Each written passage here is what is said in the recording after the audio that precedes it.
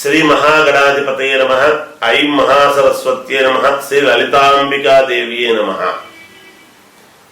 మకర సంక్రాంతి పండుగ 2024 సంవత్సరము సంక్రాంతి పండుగ అని అనంగానే మనకు గుర్తొచ్చేటువంటిదంతా ఏమిటి అంటే దీర్ఘకాలిక సమస్యలకు 100% ట్రీట్మెంట్ గ్యారంటీ. 20 సంవత్సరాల ఎక్స్పీరియన్స్ కలిగిన అంతర్జాతీయ హోమియో వైద్యులు డాక్టర్ బెల్లంకొండ నాగేశ్వరరావు గారి ఆధ్వర్యంలో హోమియో ద్వారా 100% ట్రీట్మెంట్. For appointments 8121998560. మీ ఆరోగ్యం మా భరోసా.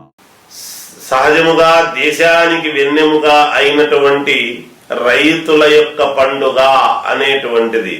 రైతుల పండుగ అంటే ఏదో మనకు సంబంధించింది కాదు. మనము తినబడేటువంటి అన్నము ప్రతి వాళ్ళము కూడా ప్రతి వాళ్ళది పండుగ ఇది. కనుక సంక్రాంతి పండుగ అనంగానే చాలా ఆనందముగా గుర్తొచ్చేటువంటివి ఏమిటి అంటే ఎంత ఆధునిక కాలము అయినా, కాలం ఎంత మారుతూ ఉండినా, కొత్త కొత్త ప్రపంచాలు కొత్తగా ఏవేవో వింత వింతలు ఎన్ని జరిగినా ఎద్దుల బళ్ళు, గంగిరెద్దుల వాళ్ళు రావటము, ఎద్దుల బళ్ళల్లో మామూలుగా ఆ ధాన్యాన్ని వచ్చినటువంటి ధాన్యాన్ని ఇంటికి తెచ్చుకోవటము ఇవన్నీ జరుగుతూ ఉంటాయి. అందువల్ల పల్లెల్లో చాలా పల్లెల పండుగ ఇది. నిజానికి పట్టణాల పండుగ అనేటువంటి దానికంటే కూడా సంక్రాంతి పండుగ అంటే పల్లెల పండుగ అది. అయితే ఈ సంక్రాంతి పండుగ అని అనంగానే గంగిరెద్దుల వాళ్ళు రావటము, సంతోషముగా ఇంటి ముందు, అంటే గంగిరెద్దు అంటే ఏమనుకుంటాం మనము అంటే పరమేశ్వరుడి ముందు ఉండేటువంటి నందీశ్వరుడు ఈ గంగిరెద్దు. శ్రీ మహావిష్ణు రూపములో ఉండేటువంటి వాడే గంగిరెద్దులను ఆడించేటువంటి వాడు అని మనకు మామూలుగా గజాసురుడి యొక్క కథ అందరికీ తెలిసినటువంటిదే.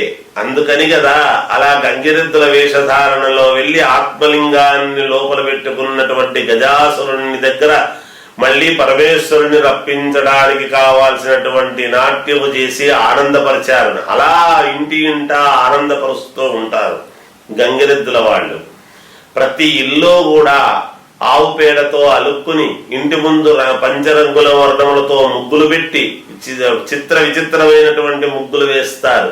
చాలా ఆనందంగా ఉండేటువంటి ముగ్గులు వేస్తారు. ఇల్లంతా కూడా శోభాయమానముగా పచ్చడి తోరణాలతో చాలా సంతోషంగా ఉంటుంది గాక. అలాగే ఎద్దులకు అలంకారం చేయడం, ఎద్దుల బండికి అలంకారం చేయడం బాగా కడిగి రైతులు అందరూ కూడా ఎంతో సంతోషముగా ఆనందదాయకముగా ఇంటికి అల్లుళ్ళు రావటము, బిడ్డలు రావటము, మనవరాళ్లు రావటము, మనవళ్ళు రావటము, కొడుకులు దూర ప్రదేశాల నుంచి రావటము.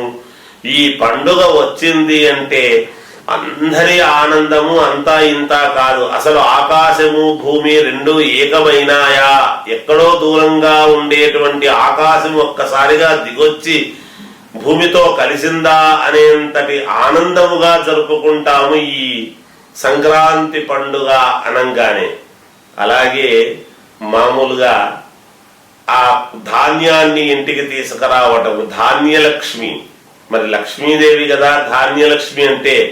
ఆ ధాన్యలక్ష్మి ఇంటికి వస్తుంది అనేటప్పటికీ ఇల్లంతా కూడా శుభ్రం చేసుకొని మరి లక్ష్మీదేవి ఇంటికి వస్తుందంటే ఎలా ఉండాలో అలా ఉంటాయి. ఆడపిల్లలందరూ కూడా ఈ లంగా పైట వేసుకొని, అంటే హాఫ్ శారీ అని ఏదో అంటారు దాన్ని. అందువల్ల అలా సంతోషముగా ఆనందంగా కోలాహలముగా జరుపుకునేటువంటి ఈ మకర సంక్రాంతి పండుగ అని అనంగానే ఎంత చెప్పుకున్నా తక్కువే అవుతుంది.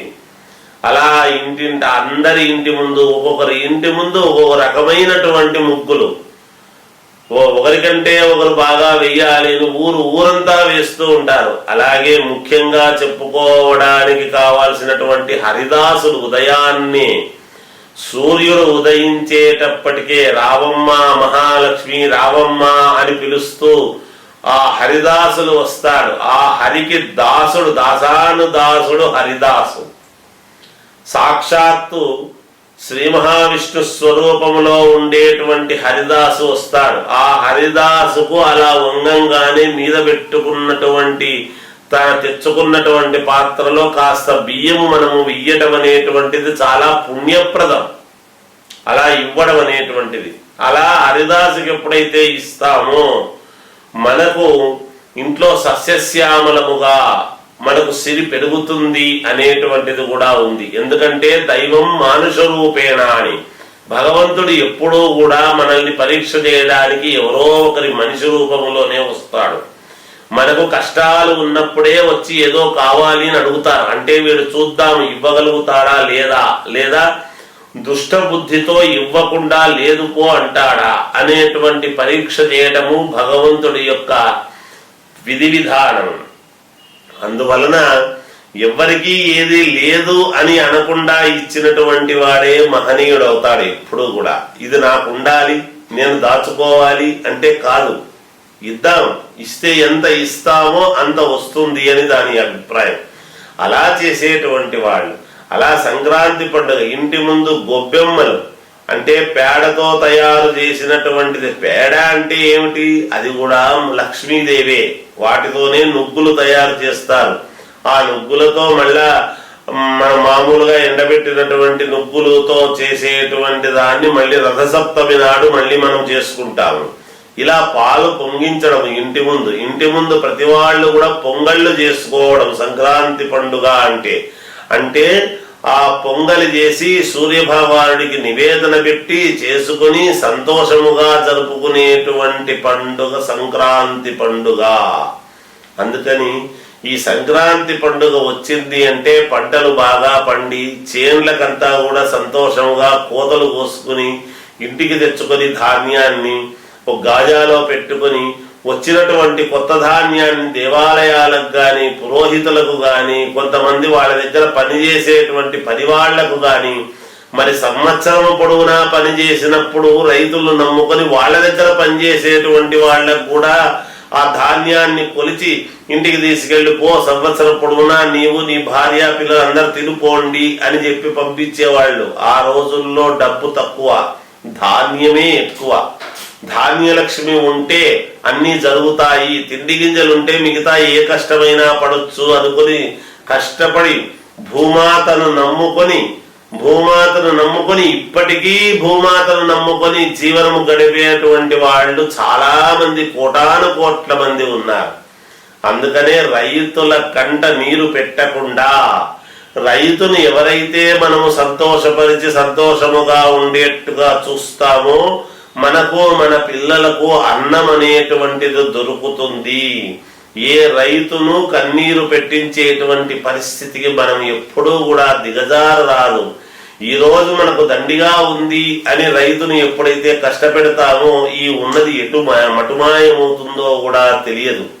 అందుకని దేశానికే అన్నదాత రైతు. అటువంటి రైతును కంట తడిపెట్టకుండా చూసుకోవాల్సినటువంటి బాధ్యత మన అందరి మీద ఉంది అని అనుకొని ఒక్కసారి ఈ సంక్రాంతి పండుగను అంతా కూడా మనము నెమరు వేసుకుంటూ సంతోషముగా సంక్రాంతి పండుగ జరుపుకోవాలి అని కోరుకుంటూ జయోస్తు.